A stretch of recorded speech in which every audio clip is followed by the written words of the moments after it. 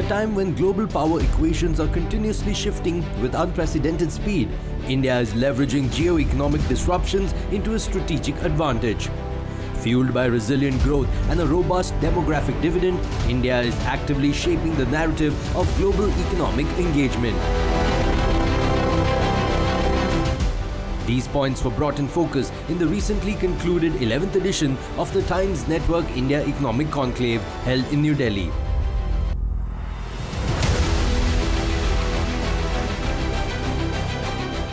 This year, the theme of IDFC First Bank Presents India Economic Conclave was Navigating Geoeconomics, in line with the current flux in the world order.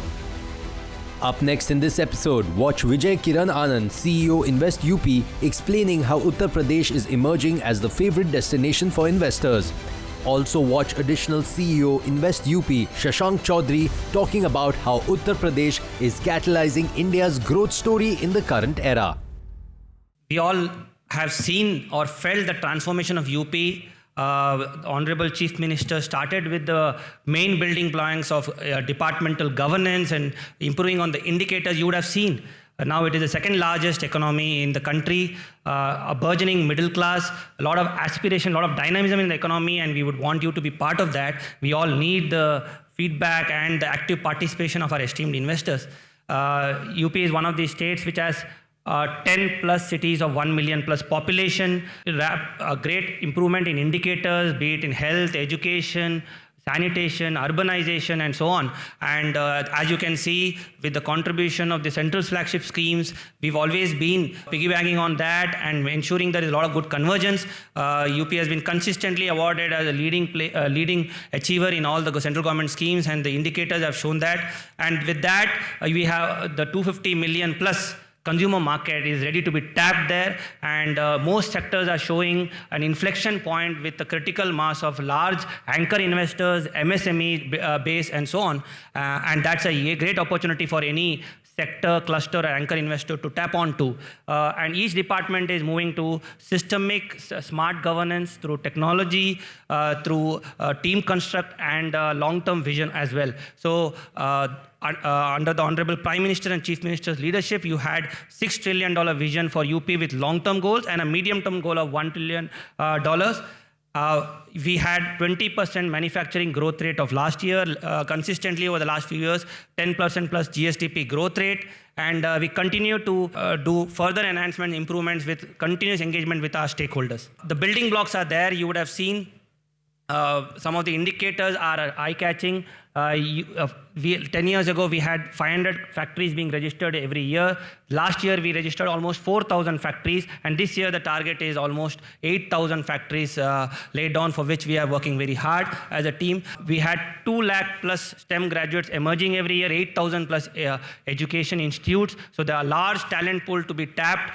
Many of the cities are labor force suppliers for the entire country and the world. And we want to retain that talent, and a lot of clusters emerging across the state, for which effort has been made. The manufacturing growth rate is over the last few years has been consistently about 20%. And in each sector, we've had traditional sectors where there has been comparative strategic advantage of UP, like food processing, dairy, animal husbandry, and so on, steel, cement, and so on. Some of the new sectors where UP has emerged, we are 55% plus manufacturing of smartphones. All the 7 nodes of defense corridors have taken over. We have 60 plus companies now of defense production, including BrahMos being a thing. We have the new airport in Jewar coming, and that Noida, Greater Noida, Yamuna Authority area has 100 plus GCC, a lot of IT, ITS companies, and service sector hub. We have emerging destinations like Lucknow, Kanpur, Varanasi, Agra, and so on. And all other infrastructural requirements like electricity, water supply, UP is blessed now with a revenue surplus state, with an electricity surplus state. This is all the building blocks for an inflection point. The biggest transformation story has been the investment in infrastructure and the diligent planning that has gone. You would have seen we have 7 now operational expressways and 6 upcoming now. 5 international airports, including the biggest one in Asia and the second largest in the world, coming up in Jewar.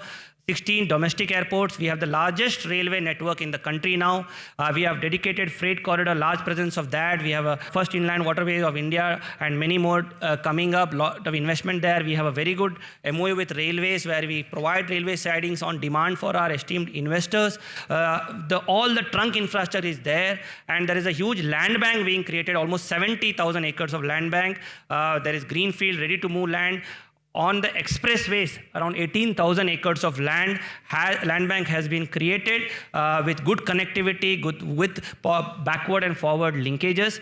We have a new industrial authority for many of the new sectors like solar, defense, pharmacy, red category industries which can be offered land bank in Bundelkhand Industrial Development Authority, which is almost 25,000 acres of land has been acquired. 20,000 acres more is going to be acquired, and that's going to be a next big investment destination for energy sector and such other industries. As you can see, the defense corridors have taken off, and this infrastructure story now, state-of-the-art plug-and-play infrastructure is also being developed. A lot of investment has gone into this infrastructure, and now we can boast, UP can boast of world-class infrastructure for esteemed investors, and there is a dedicated allotment policy with transparency and facilitation for the investors to allot these policies with very robust data systems. There is also a lot of effort on making sure that the ease of doing business, the seamless journey of the investors, right from intent to MOU to conversion to groundbreaking and commercial operation, and post that handholding also. There are dedicated teams working across sectors trying to make sure understand the business plan of our esteemed investors and try to facilitate them at every stage, front-end them at every stage, and making sure that there are almost 200 plus relationship managers at the state level, at the district level. The targets for the $1 trillion initiative, the sectoral policies operationalization is monitored right from Honorable Chief Minister's office through the CM dashboard. Every district and the district magistrates are given target, every departments are given target. We've had 4 groundbreaking ceremonies so far with almost 12 lakh crores of grounding happening, and we are coming up with one more now very soon, and there will be further groundbreaking of around 5 lakh crores of investment, almost leading to 38% conversion rate of the MOUs being signed with our investors. So we have robust supply chain network as well. A lot of investment has happened in logistics. We've had almost 40 plus proposals of logistics hubs. A multimodal logistic hub is coming up in Dadri, and other warehousing and logistics proposals were sanctioned by the government, subsidized by the government, and many of our investors have set up or in the process of setting up these logistics hubs. The focus from the beginning has been transparency, accountability, and proactive administration with speed and time-bound clearances. And for that, a policy-driven ecosystem was the central pillar and the pivot around which it happened. Each sector, there was a diligent effort to make sure, understand the benchmarking across the states, across the globe, and come up with the best policy. So we can claim that we have, in terms of benchmarking, we have the best policies, the most comprehensive and wide-ranging network of incentives and benefits that we offer to the customers leading up to their thing, and constantly evolving with the feedback from the stakeholders. Some of our sectors have yielded very good results, like energy sector, our bioenergy policy has led to 150 plus CBG plants. Our defense and aerospace policies has led to 7 defense corridors taking on our industrial policy. No state is offering the kind of customized packages that we are offering for strategic investments. No state is offering the deep front-end land subsidies that we are offering. We are one of the few states which are offering 75 to 80% front-end land subsidies for Fortune 500 companies for foreign direct investments with a low threshold value and very timely clearances of these. So, and the processes are routinized, processes are transparent. Our cabinet sits almost every 15 days. Our sanctioning committees sit every week and process on a time-bound manner. We are focusing in a big way.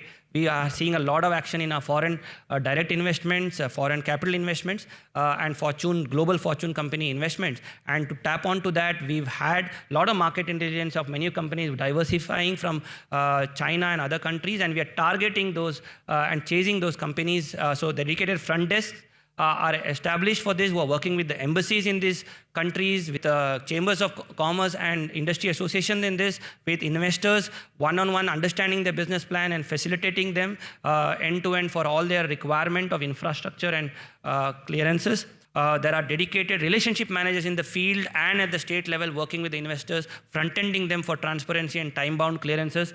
This is monitored at the highest level periodically from the CM command center and dashboard, CM level dashboards, and making sure that the investor is given time-bound approvals and clearances without any harassment or any kind of inconvenience. We need a lot of investors and people like you setting up with your animal spirits the business plans in UP, and we are there to facilitate. I'm here on behalf of the state, under the leadership of Honorable Chief Minister, to not just invite you, but assuring you that we'll be engaging you. Hopefully we'll be able to actually facilitate a lot of you, but to co-create with you, to partner with you in a long-term basis. We invite you all to participate in the journey, the transformative journey that UP is showing and leading up to its $1 trillion journey, and be part of that journey. Thank you so much.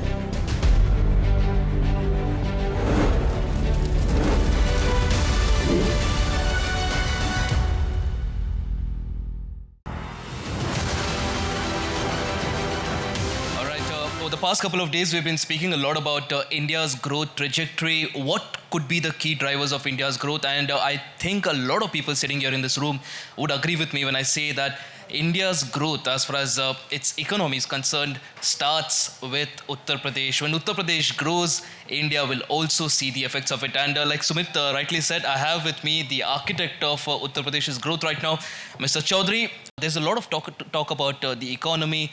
Yogi ji says, UP is headed towards a $1 trillion economy. There are a lot of skeptics. People don't believe that number.